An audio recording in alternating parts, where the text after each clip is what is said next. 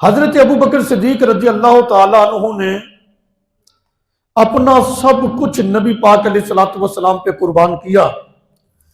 حضور علیہ الصلوۃ والسلام پہ نچھاور کر دیا، دین پہ سب کچھ خرچ کیا۔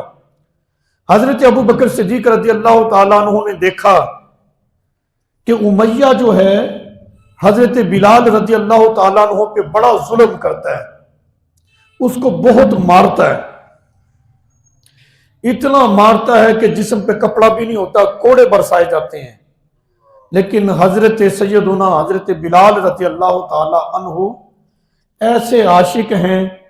جتنا بھی وہ امیہ ان کو پیٹتا ہے مارتا ہے، اب اتنا ہی مچل کر احد احد احد کرتے ہیں، اپنے رب کا ذکر کرتے ہیں۔ حضرت ابو بکر صدیق رضی اللہ تعالیٰ عنہ فرمانے لگے، بلال، اللہ جو ہے وہ آہستہ بھی سن لیتا ہے، تو اونچی آواز میں اللہ کا ذکر نہ کیا کر، اللہ کا ذکر کرنا ہے تو آہستہ کر لیا کر،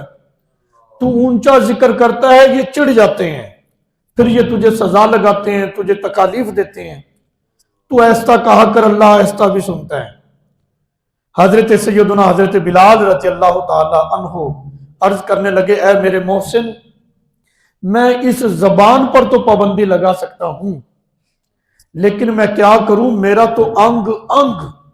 میرے تو یہ رونگٹے جو ہیں یہ بھی اللہ کا ذکر کرتے ہیں، میں ان کو کیسے خاموش کرواؤں گا، یہ میرے بس میں نہیں ہے۔ کیسا عشق تھا حضرت بلال رضی اللہ تعالیٰ عنہ کا۔ پھر اتفاق ہوا حضرت ابو بکر صدیق رضی اللہ تعالیٰ عنہ کا وہاں سے گزر ہوا،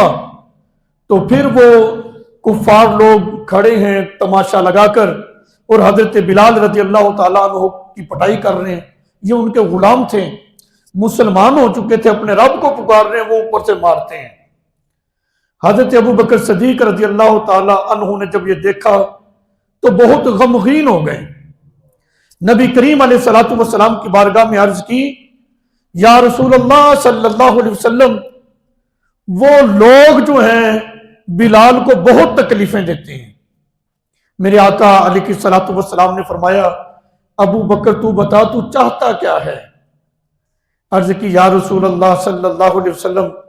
میرا ارادہ یہ بن رہا ہے کہ میں بلال کو خرید لوں۔ میرے آقا علیہ الصلوۃ والسلام نے فرمایا، جا خرید لے۔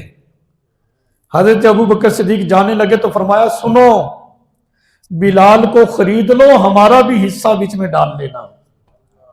کتنی مقدروں والا اور کتنی عظمتوں والا وہ بلال کہ جس نے دین سے عشق کیا، میرے آقا سے عشق کیا ہے۔